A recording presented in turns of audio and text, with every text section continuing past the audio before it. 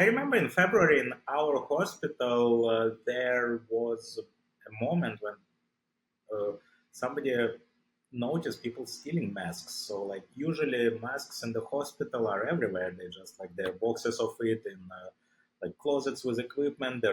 They never locked there, and suddenly masks started to disappear. So, some people in administration noticed it, like, oh, it's odd. People stealing masks. Nobody cared about it ever. Hello, everybody. This is Anna Demidchik, and talking to me today is Evgeny Pinelis. Evgeny is a doctor who became an internet sensation during the COVID-19 pandemic. He became well known when he was publishing his notes from the intensive care therapy unit while he was riding a subway to and from work.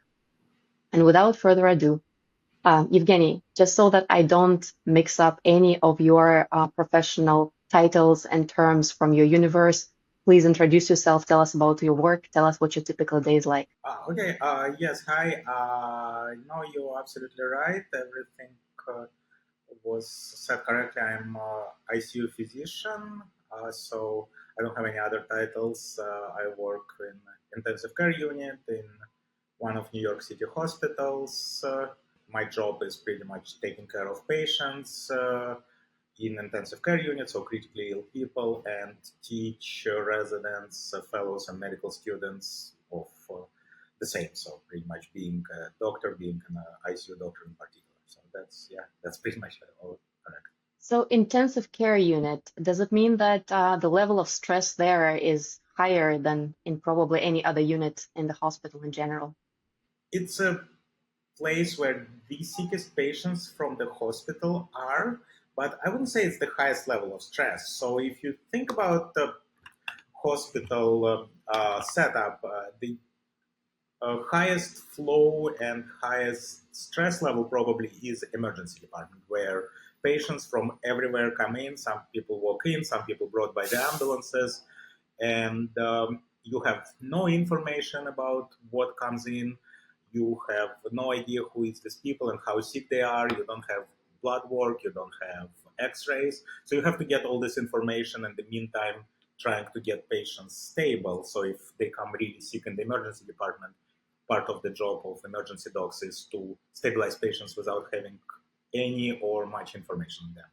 After patient is better and initial information is obtained by emergency care docs, they have to make a decision where this patient should go. They can go home, they can be admitted to the regular hospital ward, or they can be admitted to intensive care unit where the sickest patients will come. In the same time, yes, level of stress in ICU is significant, but patients who come to the ICU already have a little bit of workup, they have some blood work, some history is known. Initial efforts to stabilize them are done by emergency care docs. And so I, as intensive care doctor, have a little bit of time to think, have a little bit of time to look at the patient. So this is part of my work. So like more stress, more fast-paced decision-making happens if somebody deteriorates in the intensive care unit or in the floors, which happens often, and that's where I become similar to emergency care doc. I have not all the information. I have to act before I can think because patient can deteriorate very rapidly. The heart can stop. They can stop breathing, and things like that take priority over like differential diagnosis, making decision what's exactly wrong with the patient, making a full assessment of the patient. So that's how my work is, as a very brief description, I guess. It's still really impressive. So we're talking seconds or minutes when you have to be making those decisions, right? At times it's seconds. In a more stable environment, which I often have, my work is not always continuous, fast-paced medicine. So it's not like you will see on TV in TV medical TV shows. So I often do have time to think. I have time to make decisions and initiate treatments and wait sometimes hours in less frequent situation days until I can see effect of those decisions. But at moments, yes, it's seconds or minutes, and part of my job is a lot of unpredictability. I guess that's something I really like, the pace of it and the fact that things can change extremely rapidly, and not I don't always have control on that, and it's from one hand it can make people annoyed not having control of things, but at the same time it makes job more interesting and exciting. So. Definitely. So the amount of predictability and the amount of information you had, that probably changed quite a bit once COVID hit, right? Yes, so COVID was obviously for all doctors and for us in intensive care in particular was an interesting time. We suddenly get in a situation where we have to work with disease which we don't have full understanding of, we don't have clear, checked, and definitely working therapies for. We suddenly started seeing an enormous number of patients with very same disease, but with the way it shows itself was very different. Like when you see a lot of patients with same disease, you start to see a lot of details, a lot of particulars of in different patients, and again, it wasn't described in medical books. We didn't have any treatments, so the level of predictability went down a notch with the COVID. And was there a particular moment when you realized that, oops, everything is going down the drain, or did it creep up steadily through like February, March? How did it feel? I have to say I don't know. I mean, obviously, I cannot speak for all or most critical care doctors, but at least in my surroundings, like people I know, critical care doctors I know, critical care doctors I work with, I think I had a significant advantage over some of them or many of them due to like particular critical care Telegram group which I was a part of, and one thing was there was a critical care doctor from Bergamo in Italy, which was hit by COVID several weeks earlier than New York, and it was very interesting. So basically, she was writing about COVID patients. She was really shocked. She was in, you could kind of feel stress level through the short texts and posts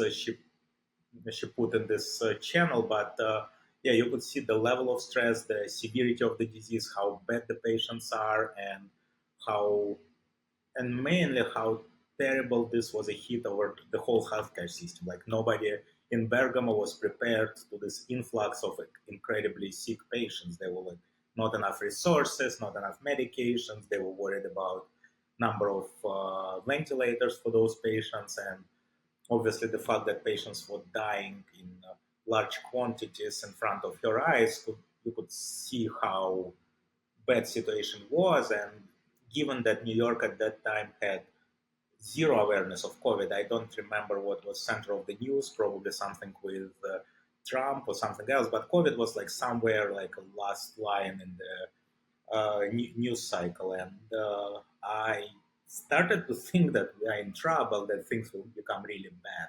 I wasn't the first one. There were other doctors alarming people. Actually, initially, I was not very worried about COVID. I looked in data from China, in data from, if you remember, there was this cruise ship with COVID hit it and it was stuck somewhere in the middle of the seas. And it seemed like mortality, yes, okay, people do die from it, but it's a small percentage. Majority people have like just a mild viral illness. I didn't think how bad it can be, but reading those posts from Bergamo, I started to realize how much trouble we're in.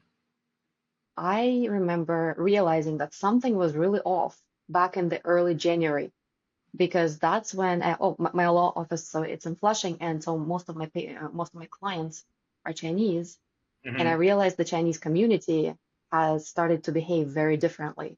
They were not getting ready for the Chinese New Year festivities. They were not going out. They started avoiding coming to the offices and going to the store. So I could clearly see early January that they knew that something was wrong. I think they had probably more detailed information from their home and saw how much trouble it is. And I guess it was a level of understanding what we are dealing with, which became a huge surprise for majority, but I guess whoever had the first-hand information from uh, areas affected by it, they had a better idea of what to expect. People started shipping masks from all over the world. Yeah, like my friends were asking me, yeah, did you get your masks yet? I remember in February in our hospital, there was a moment when uh, somebody noticed people stealing masks. So, like, usually masks in the hospital are everywhere. They just like there are boxes of it in like closets with equipment. They never locked there, and suddenly masks started to disappear. So, some people in administration noticed it, like, oh, it's odd. People stealing masks. Nobody cared about it ever in life, and suddenly we have shortage of certain types of masks. So yeah, I guess some people were more aware than others, but majority were completely unaware and not even worried about it. There were like so many other news, so many other situations that nobody cared.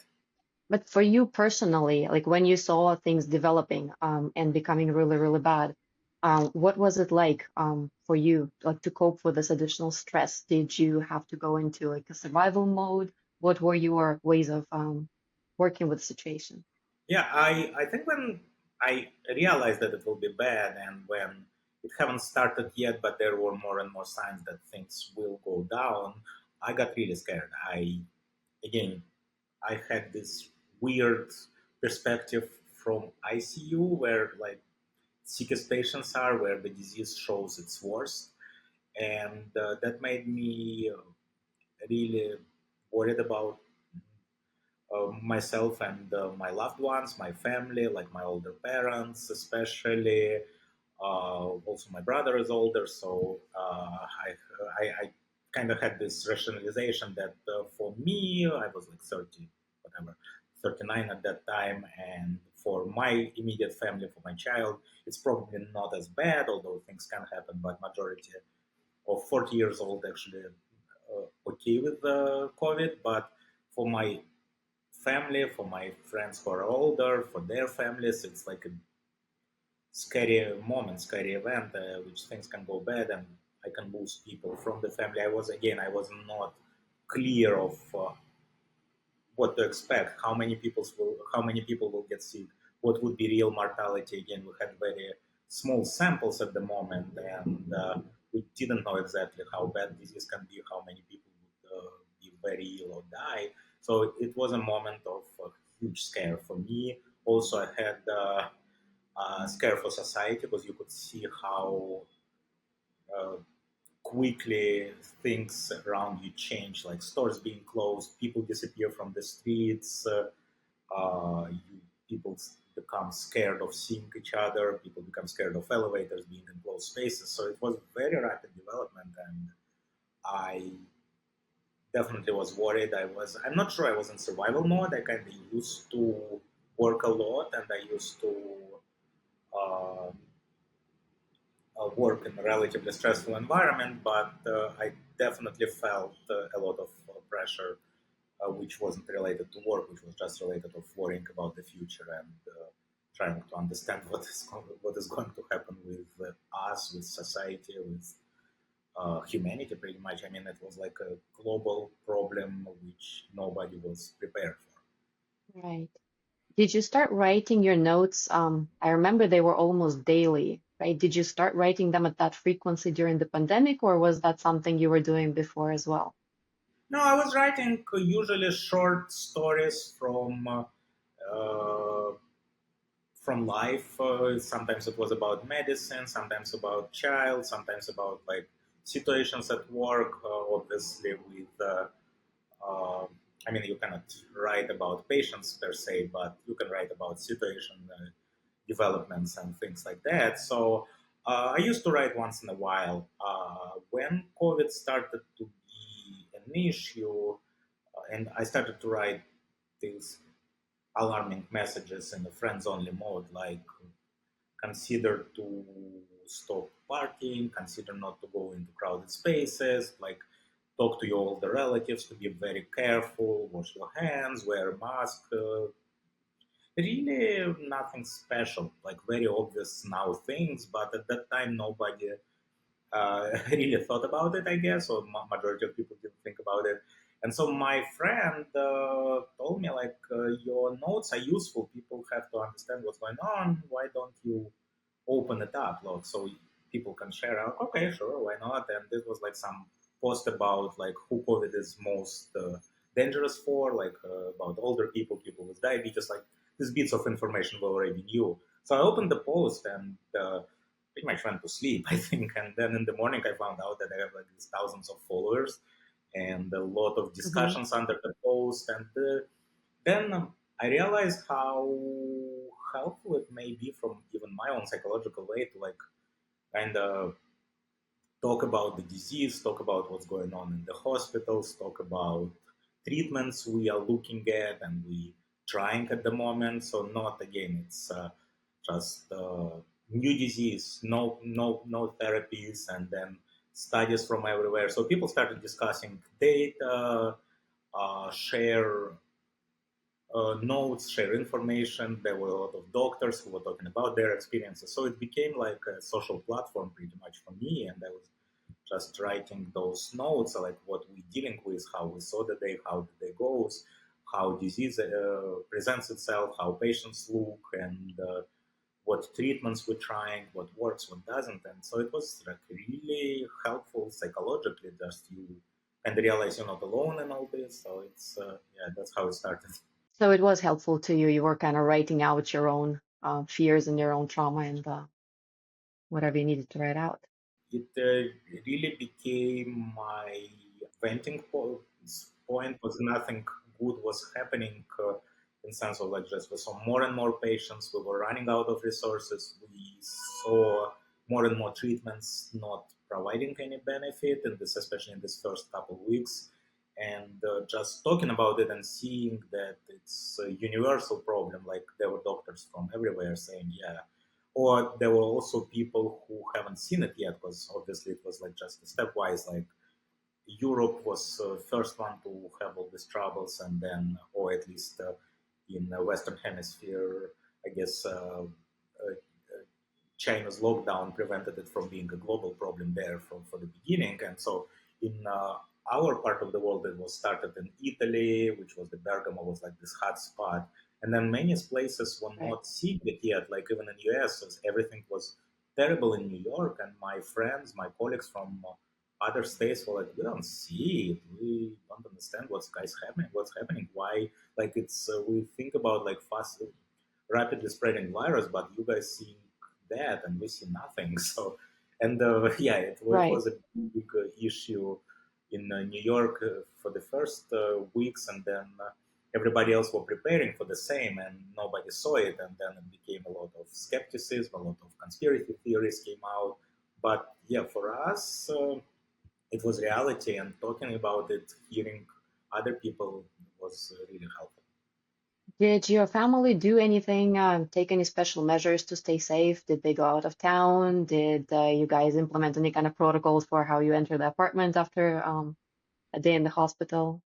Yeah, so my parents are obviously my parents are older, and they were at that time in Moscow in Russia. I pretty much was, and they're very social, so I pretty much was daily, every other day, whenever I speak to them, reminding them to be cautious, to cut down on their social engagements, try to be safe. From my brother's standpoint, he's a physician too. He worked in the hospital, so I was very worried about him. He's older than me, but yeah, we I told him to wear a mask all the time, and he uh, never got COVID during this terrible days. So hopefully, like recommendations and the things, like he understood problem from my perspective, because again, he was in Maryland, and Maryland was not hit as badly as us in New York with COVID in these initial weeks. And he had time to prepare. I told him to get masks, to buy gloves, to buy sanitizer, and I think it was helpful advice for everybody at the moment. But for me myself, we initially, like for our family, with my wife and young child, my son was 6 at that time, 5, 5 and a half. So we thought about finding another apartment for me, like so where I can be decontaminated with the to some extent, but then we decided it's not worth it. Again, this thought that COVID generally is not as bad for younger people and for children made it uh, little easier to my mind that I was coming back home at night rather than after work, rather than going to some separate apartment. I know people who did that. I know a lot of dogs kind of lived in hotels or separate apartments, and I think psychologically it was difficult. You just bad things happen at work. You see a lot of terrible things every day, and then you come home to this lonely, bare hotel room or apartment you Yeah. just emergency rented. So I think it was difficult for people who did that. So I had the protocol. I would tell my family when I'm coming home. I would just take everything off as soon as I enter the door, go to the shower, take a shower, then I'm back home. I don't know how helpful it was, but again, at that moment, we didn't know anything or much about COVID. Now, years later, I guess I realized that I was actually in less danger in the hospital because people who come to the hospital with COVID are generally less contagious than people in the beginning of the disease when the virus replicating. So people in the hospital already in later stages of disease when viruses Right. already stopped replicating and spread. So we didn't know it back then. Also, there was an information came out in New England Journal of Medicine, which is like the top-rated medical journal. But this article, I still met it, my favorite medical journal for that. The article about how long COVID survives on the surfaces. It was I don't remember exact details, but it's like on the wooden surface it survives for like days, on a metallic surface for weeks, and it scared a lot of people because you just like Yes. what can you do? You have to burn the place like to get rid of it. There is nothing else helps. It stays on every surface for days and weeks, and it took several months before they said that it's actually not an active virus which stays on the surface. Airborne. They just find genetic material from the virus. Yeah, and virus itself is a Mhm. classic airborne virus, so you probably not as much danger from surfaces, but it's only people-to-people contact which is dangerous. So we didn't know it back then. I thought every day I'm coming home, I thought I'm just covered in COVID. It's everywhere. And yeah, it was very scary. And I, given that I have this intellectual understanding that it's probably not going to be terrible for either me or my family, my immediate family, I still didn't want to give it to anybody. And, So, and when you're mentioning all those studies that are coming out, you mean mainly the studies that are published here in the States and maybe in Europe, right? The English language studies. Or did you look at any other ones? no, actually, I mean, as the disease was fairly new, it was this. It's called SARS-CoV-2 because we had this SARS-2 virus because we had this similar blip of epidemic in early 2000s, which was Mhm. uh, also coronavirus, but it never spread, and it affected several hundreds people. Mortality was high, and thankfully for the humanity, it never became a global problem. It just was stopped in the beginning. So we had a little bit of information from there, from that times, and also as it started in China, South Korea, Italy first, we had a little bit of data from there, but it was very interesting time in medicine, and like in sense that we didn't have like loads of information about the disease. We didn't have pathology.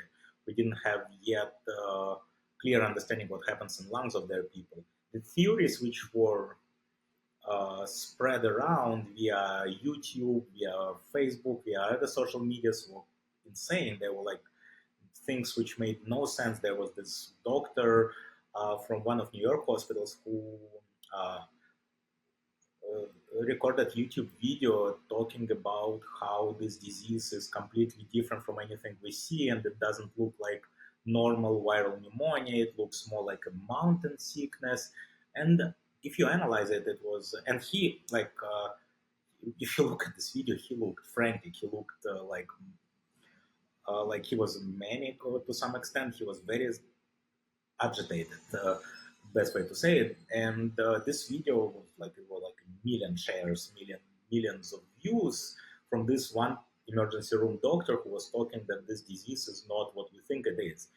And I know that among all this discussion, people were asking, is he telling the truth? Is it like really this disease, like not normal pneumonia, not normal viral syndrome, but something which is makes your blood forget how to carry oxygen? I'm like, no, it's not. It's not that. It just makes no physiologic sense. Makes no pathophysiologic sense. He just emotional, this doctor, and we should like calm down and don't forget that regardless of studies, regardless of data on any medical process, we have basic anatomy, basic physiology, basic pathophysiology, which don't change. Like we know how lungs work, we know how blood carries oxygen, we know how oxygen gets from the lungs to the blood. We just shouldn't go crazy. We just should calm down and try to find a solution. And we know what we know, and we'll find out the new information as things progress. And so that's yeah, that was a weird blips, and also there were other. Also, it's like world of media, so everybody was making like very well designed presentation, which looked very smart and scientific, and Hmm. then made no Hmm. physiologic sense. And they were like spread around the internet. And part of my life back then was like just trying to explain to people that just don't uh, accept anything just because it looks scientific, just because it has like medical words and medical Fancy pictures on there. words. Yeah, it doesn't mean it's true. So yeah, we that was a weird situation, like lack of information, lack of data, and the spread of rumors. And same was happening with therapies. So like uh, when things started to go badly, our pharmacy department and our hospital analyzed all the available data, and there was not much, but there were few studies from mainly from China, mainly extrapolation from this first SARS event from early 2000s, and there were some therapies which showed little bit of promise. And that's what we developed with our pharmacy department, like protocols and hydroxychloroquine, notorious, many times mentioned in the time of COVID pandemic. Medication wasn't a part of those protocols. It did show some um, questionable, but a signal towards improvement in patients. And it was not very clear what dose to use. It wasn't clear um, which are the patients who will benefit of it the most in early disease, later disease. But we did start using hydroxychloroquine very quickly. We realized that in the hospital it doesn't produce much of the Hmm. benefit and stopped using it. But it was like this time of trial and error. Unfortunately, yeah, no information. But if things make sense, we use them. If things don't make sense, we just was part of doctors' job at that time is to explain to the public, explain to others that if somebody shows you smart presentation with a lot of numbers and graphs, doesn't mean the things work. If it doesn't make sense, it doesn't make sense, regardless of how nicely it's presented. Right. And you are on the ground level seeing what works and what doesn't work, ultimately, not in theory. I think part of us being the first or close to the first step in the whole process, and I think New York was the one which saw it in the most global level. So let's say, for example, in our hospital, it was March of 2020, very early days of COVID, but we're already seeing like we had to open second ICU because the first ICU was not Hmm. able to accommodate all the patients who needed it. And at that point, we have no therapies, patients not doing well, and we every morning we discuss every patient. So there's like a part of our morning routine in the ICU that we all gather together, residents, doctors, students, chief nurse, and other specialty as departments, even like pharmacy, nutritionists, everybody, and we discuss every patient, and we're discussing what else can we do. And at some point, we decided that we have nothing we can offer right now, and so why don't we start steroids? Which there is a saying that nobody dies in the intensive care unit without trial of steroid, which which is very little Right. cynical and not exactly true. You wouldn't start steroid on everybody, but it's definitely one of the therapies that sometimes it's Hail Mary, sometimes it makes a lot of sense. And in patients with COVID, it was clear that it makes sense. These patients have Hmm. like extreme degrees of inflammation. They're very inflamed. They burning. They have very high inflammatory markers in their blood work. Their lungs are inflamed. Other organs can get inflamed. They can get muscle inflammation. They can get heart inflammation. So why not steroids? We don't have much to lose. They're already Right. super sick, and steroids worked. We could clearly see that. It only took Hmm. like 2.5 months for actual official data from England coming on steroids, but we started using them like 2 months before it became mainstream, 2 months before it was shown in the studies that it works. And with hydroxychloroquine, we clearly could see that it doesn't work in the hospital patients. Maybe because it doesn't work in general, maybe because it's too late, but we stopped using it right away. Like, it doesn't give us anything, just side effects. Why would we continue? So it was really interesting time, and I think we came like we proved that all this education, all this um, years of working and studying actually worth something. So we could like come up with ideas, come discuss things, and help at least somebody at the moment. And so let's go back to where you were making the decision to become an ICU doctor. Did you anticipate finding yourself in a situation like COVID pandemic back then? No, not at all. I mean, really, I didn't think about anything that moment. I was 26. I came to US 2 years before that. After my medical school in Russia, I passed the licensing exams and found residency. I I never worked as a physician before that. So I was a student, so I saw hospitals from inside as a medical student. Also, I have to mention it was Russia circa 19, late 90s, early 2000s. So very depressing time for Russia and for medicine in Russia. There was no equipment, no medications. The care for the patients was terrible back then. A lot of this care was like patients' families hiring somebody to help nurses to care of their loved ones because there was not enough nurses for anything. So it wasn't a great time to understand how medicine works and how real medicine should be. But at the same time, I knew I want to be a doctor. My brother was already in the United States working as a physician. I spoke with him. I could hear his stories, and it definitely pushes me toward being a doctor and help me to understand that medicine can be great. It doesn't have to be like depressing 1990s uh, poor Russian hospital. It can be a place where you can help patients when you can have equipment. So anyway, that's how I came to become a resident in Baltimore. But I had no idea what I want to do next. I knew I want to do internal medicine rather than surgery. Just I knew I just didn't feel myself as a surgeon. I didn't uh, feel that I will be capable of doing those things. And so I went to internal medicine, and my initial plan was to become very basic internal medicine specialty, very low stress, like endocrinology or rheumatology. I was interested from theoretical standpoint. It was a lot of physiology. I like all these feedback loops of the hormones. I was interested in this autoimmune state, so it just was intellectual interest towards these specialties. And then I started working, and my first month was elective, and I took this elective in endocrinology and rheumatology. And despite it being interesting, I didn't feel that it's my thing.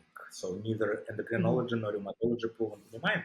And my second rotation, my second month in residency was ICU month, and I came to ICU having no clue what I'm doing. It was a really different world I'd never been exposed to, and my initial decision was my patient's potassium was low, and I told the nurse, "Oh, can you push some potassium in the patient?" And nurse said, "I cannot push potassium in the patient, doc, because patient's heart will stop. You cannot give potassium rapidly. You have to give it slowly." Like, oh, that makes sense. Sorry. And so I was like, I was ashamed first of all because I had no idea. And in the same time, our first ICU rounds with the attending physician, the teaching physician, were such a blast for me. Uh, he was extremely enthusiastic. He had faith in medicine, faith in science, and he was talking about everything. He was this very articulate man, uh, very emotional, and the way he was presenting things and teaching us something, I like, oh my god, I love this thing. And this month in ICU was amazing for me. I learned so much. I did so much. I never thought I would be doing as a doctor, because again, in Russia, it's a very different exposure and very like you never write it in intensive care unit in Russia as a medical student unless you choose to as a specialty, and intensive care units are different in Russia, so it's a lot of.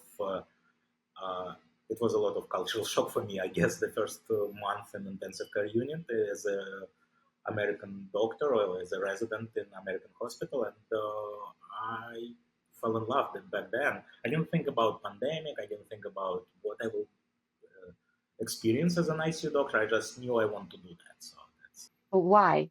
What is it in the work that made you think, oh, I really want to be here and not in endocrinology? I think the pace of it.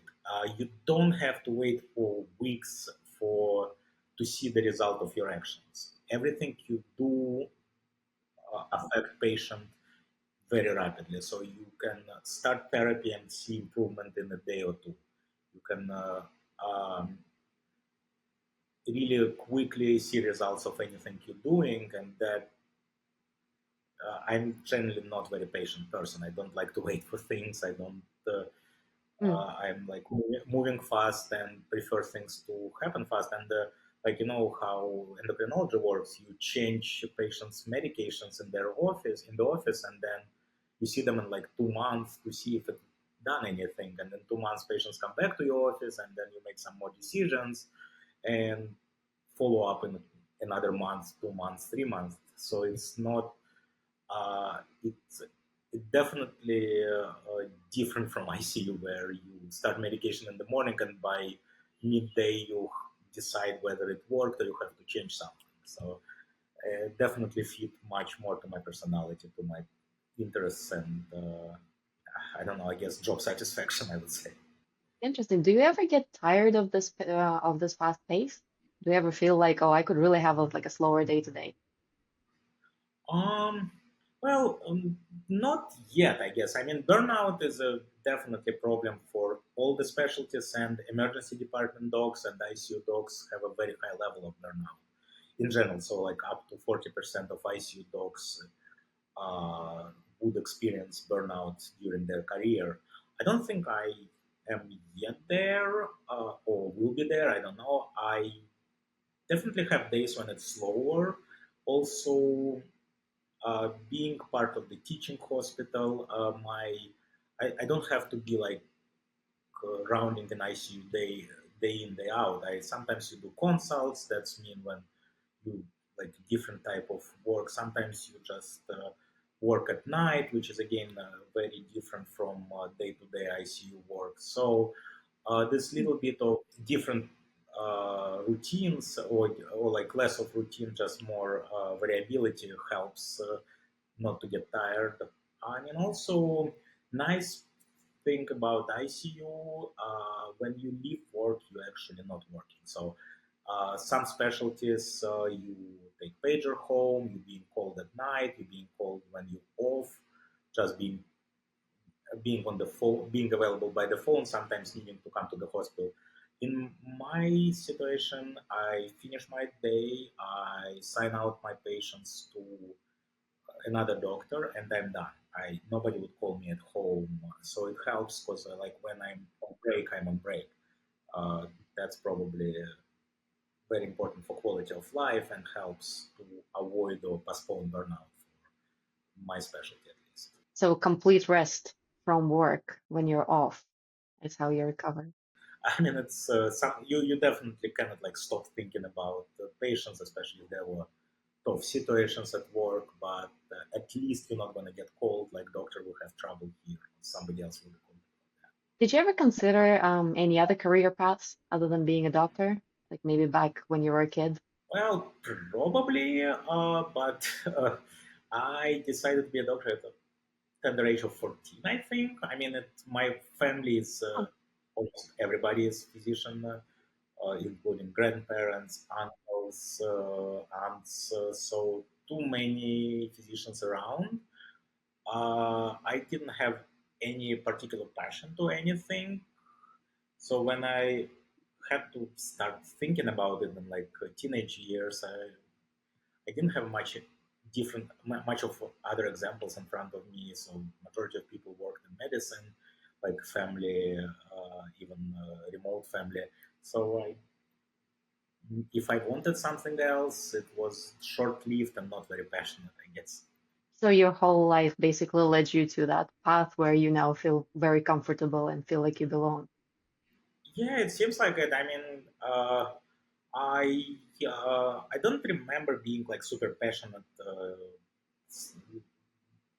preparing for medical school, but I definitely had interest in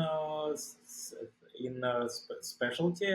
So in Russia, to get into medical school, you have to pass certain exams like chemistry, biology, physics, language. I know languages for every university in Russia, but specifically for medical field, you had to go with chemistry, biology, and physics, and all those subjects were interesting for me. I had to study those particular subjects on a way higher level than my school would offer, and it made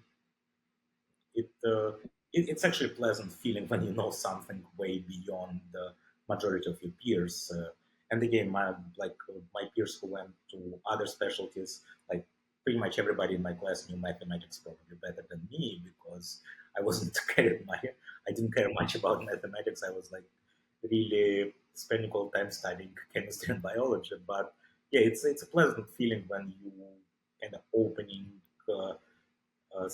something beyond what school gives you, when you suddenly start to realize that what you see is just the surface. There is so much depth in biology, so much depth in chemistry and physics, and it's so interesting. So yeah, but it wasn't like, oh, I'm so passionate to become a doctor. I was just, oh, it's like really cool sciences I'm becoming more and more aware of. So Right? If you ever have to consider moving on from intensive care into any other area of medicine, what do you think it would be? it's a tough question. I mean, I'm board certified and maintain my certification in pulmonology. The reason for it was like when you decide to become ICU doctor, you have, oh, in majority of cases, you choose some other specialty. So there are, and majority of people choose pulmonary medicine just because a lot of intensive care is rotating around the breathing, around mechanical ventilation. And so I'm board certified in pulmonology. I haven't practiced it for nearly 5 years, but that's an option for a different career path in medicine. I'm at the moment not very interested in administrative path, like something for doctors to do. Sometimes it just become administrators, try to improve the system and less concentrate on individual patients and concentrate more of making hospitals work more efficiently and help more people. But I don't see myself in this right now. I do enjoy my apart from taking care of patients, seeing result of my work as like somebody getting better. I definitely enjoy teaching younger generation, like students and residents. That's probably the best part of my job. That you work as a team where you are responsible for all the patients, but at the same time you guiding the work of residents and fellows and students towards appropriate patient care and teaching them what you know, also learning from them because obviously you cannot be up to date with everything and people come out of medical school with different set of knowledge, with different uh, uh, ideas, and you learn from them as much as they learn from you, and it's great and fun. So it's like part of one of the thoughts I have maybe at some point to concentrate more on teaching, less on patient care. But at the moment, I'm pretty happy where I am. So I have a balance between teaching and patient care, and it's a specialty which I still find more and more novelties, more and more developments which help patients and make it and keep it interesting. You project such a sense of fulfillment. Like it's great to hear something like that. Thank you for saying it. Mhm. Yeah, I actually think I am happy, like professionally at the moment, but I'm 44, so obviously I have like some more years in my career. Maybe at some point I'll have to think about something else, but we'll see. Hopefully not anytime soon. Okay, well, let's talk a little bit about your immigration to the United States. I know a lot of people find immigration itself very difficult and very challenging. What was it like for you, like the first year, first 2 years? It was tough. I mean, I don't remember what I expected to find when I came come here. Mm, I was coming. I was very young, so 23. I just graduated from medical school. I didn't have any particular plan. Just, I mean, like, yeah, to take exams, and I think even before I moved to US, I started reading some American textbooks, American medical textbooks, trying to at least have an idea what to expect from this exam standpoint. But I didn't have a plan yet. I didn't even know how to apply for the exam, what I need, what kind of paperwork.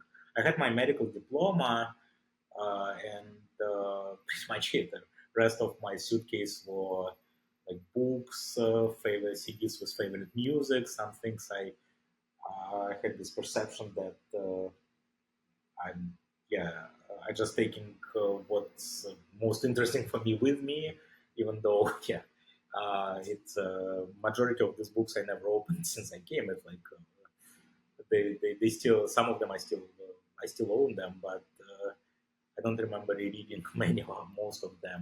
But I was coming without a clear notion what to expect, what I would encounter. My brother was there, which was a huge help. My brother already went through this whole path, and he was a resident at the time I came. And it was lucky because I don't know if I would be able to figure it all out on my own. He like he came without any support.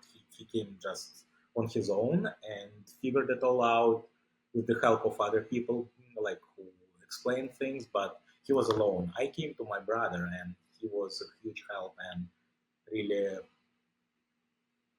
when I just realized how difficult it is, just the pure uh, process of applying for those licensing exams was very difficult for me. I didn't know English enough to even understand what they want from me.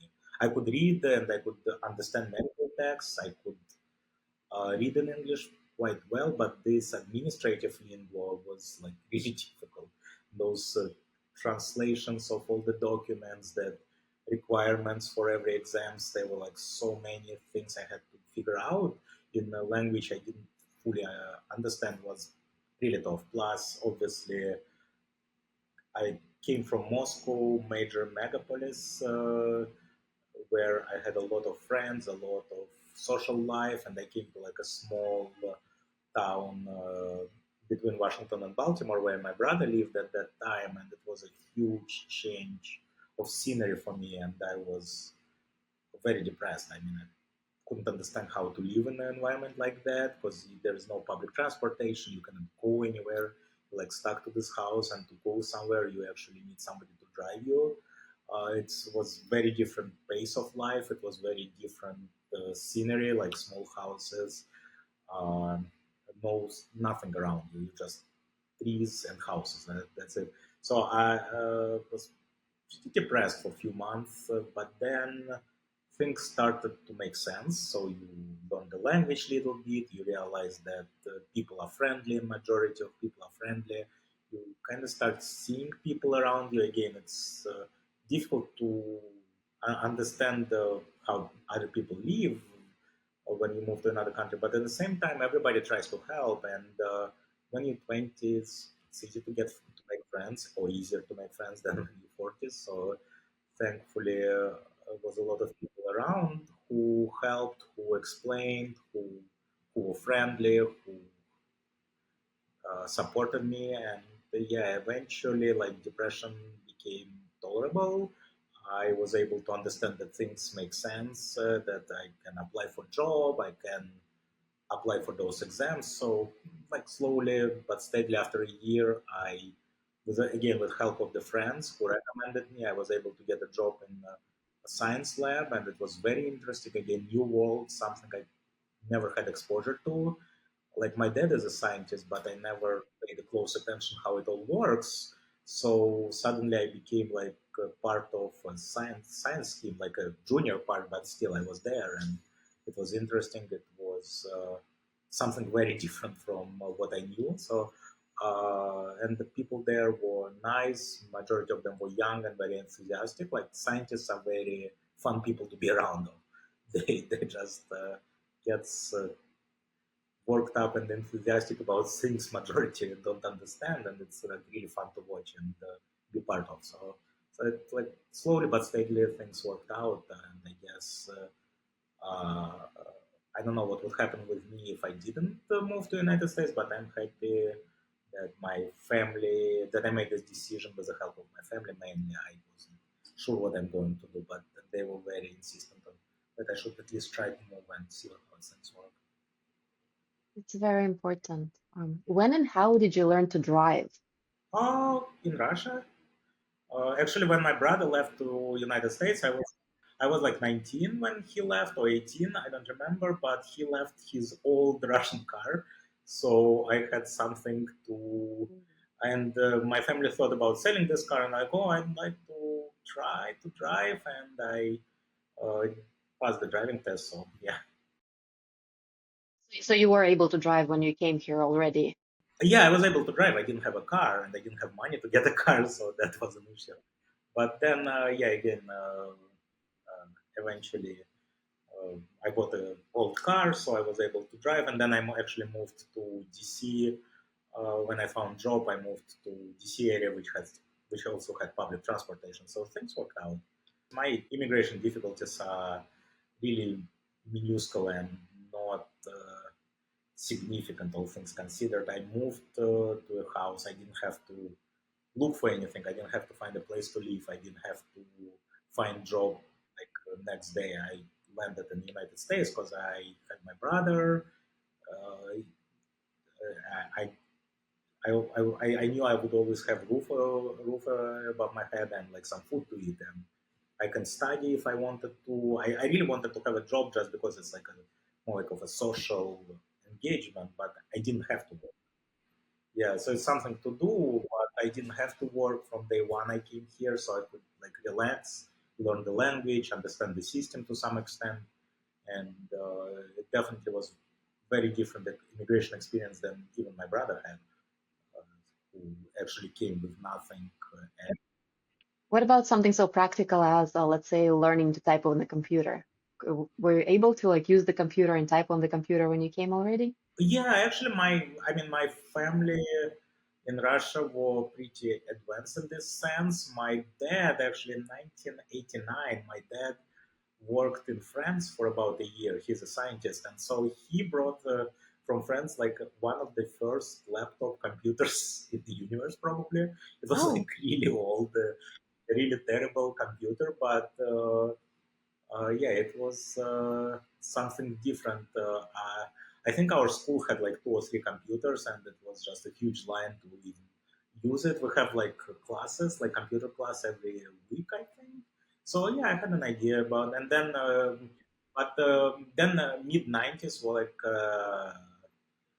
was a computer explosion in Russia. Like my friends and I were fascinated. Like we were gamers, but also it was much cheaper, much more affordable to buy all the parts of the computer and then assemble it yourself.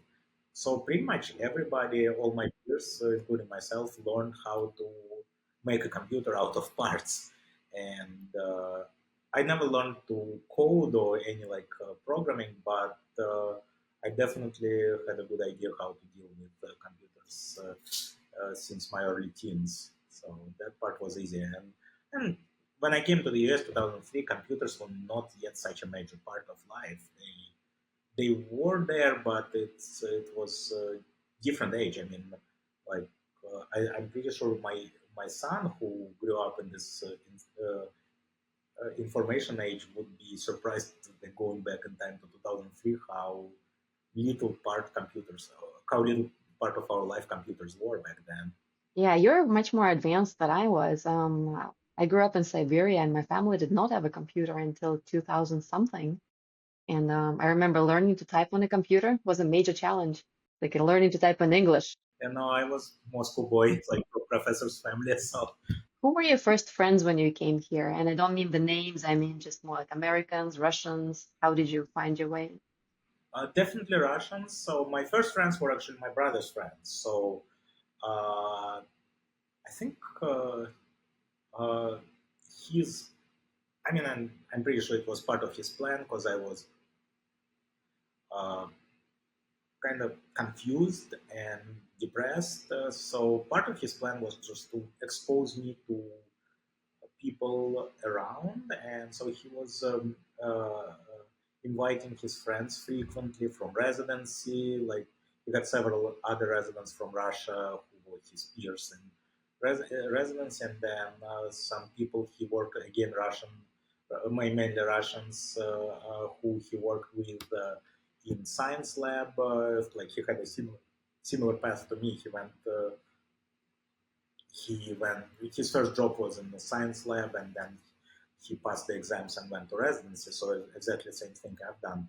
But yeah, those people became my first friends, my first kind of social circle.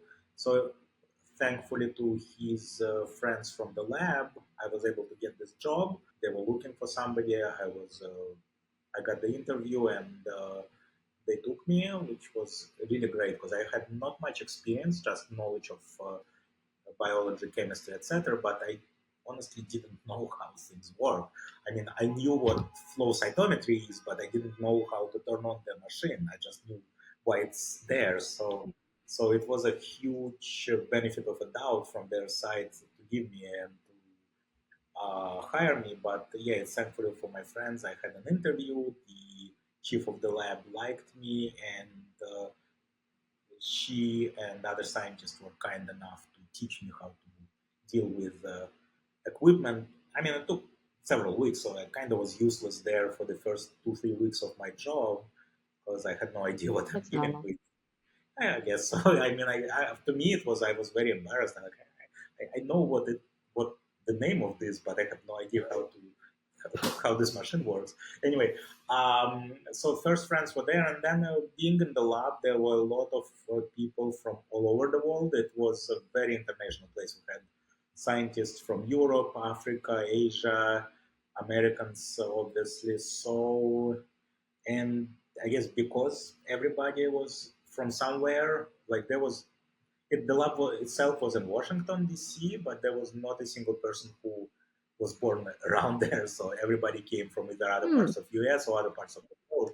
So it was nice community in the sense like everybody was kind of immigrant to some extent. So it was a very good time. I mean, I was studying for the medical exams and working. It was fairly reasonable working hours, not very demanding job. We had coffee club. We had a lot of people to go out with after work, so it was great.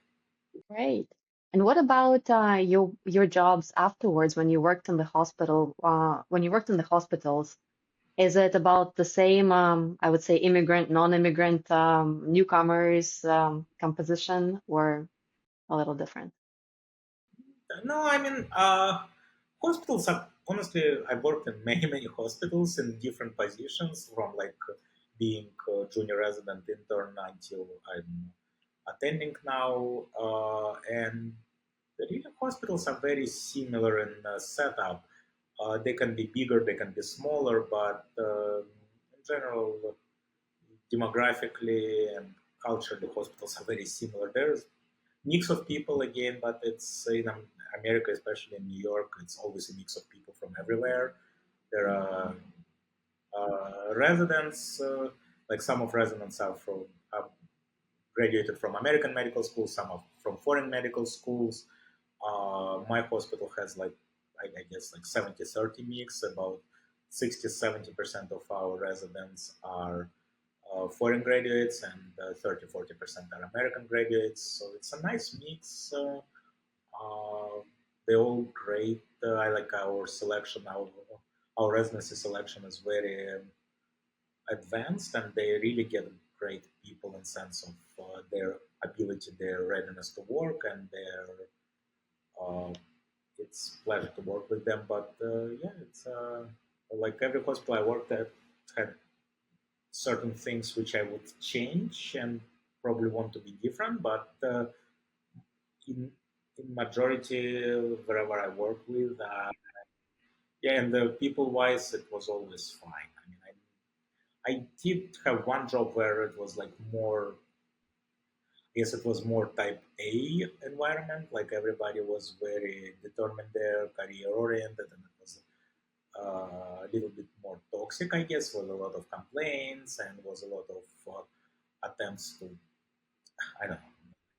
I was, I, uh, I guess it called toxic environment to some extent. That was one of my jobs I didn't like so much, and I left it after 2 years. But since then, I was just pretty much every hospital I worked at, I found much more things to enjoy and much more people to enjoy working with than not. So, Did you ever run into any kind of cultural misunderstandings, issues, problems with people around you? oh, I'm pretty sure. I just try to remember, like as an example. No, I'm definitely people frequently. If I speak fast with my accent, people don't understand what I'm saying. Often, I don't remember specifically. I'm pretty sure I had plenty of situations where it was clearly not understanding, not having same view of the problem with people from different background. But You had that post recently about your name, right? How your name gets mispronounced all the time. unfortunately, yeah, I do like my name. I don't want to Americanize it, and it does get mispronounced frequently. But it's culture misunderstanding. People would be happy to call me properly. Just for some of them, it's very difficult to understand my name, even if they see it's written and even if they hear me saying it. But I remember when I just started working here, I didn't understand like how important emails are and how important it's to think what you write in emails, like work wise. So when I started working, I would say something in emails and people get really upset with me, like, you don't want to put it in writing. That I mean, I understand you may be unhappy about something, but just you have to think what you email about. Oh, okay. So that was like, I guess I just because I never worked in Russia, so I didn't understand like office culture. I don't know if it's Hmm.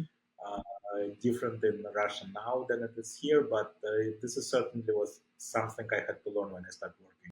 Were you very ironic and like making jokes in the emails? Making jokes in the emails, saying some like using words which you like much more declarative language that you should like you have to be much more diplomatic when you put something in writing opposed to the conversation. So yeah, I had to learn it hard way. Evgeny, that was very interesting. Is there anything we have not talked about that you wanted to mention? Oh no, I think I really enjoyed it. I mean, it was nice to remember things, and I mean now when COVID is years away, I remember it as an interesting time. Although in reality, it was one of the most stressful times in my life, and I don't think I want to repeat it, but it's nice to remember it. Right. Okay, wonderful. Well, thank you so much. I did enjoy our conversation. It was really interesting to hear someone who is so enjoying his work and feels so fulfilled and so happy about being where he is. Thank you. Thank you so much. I really love talking to you.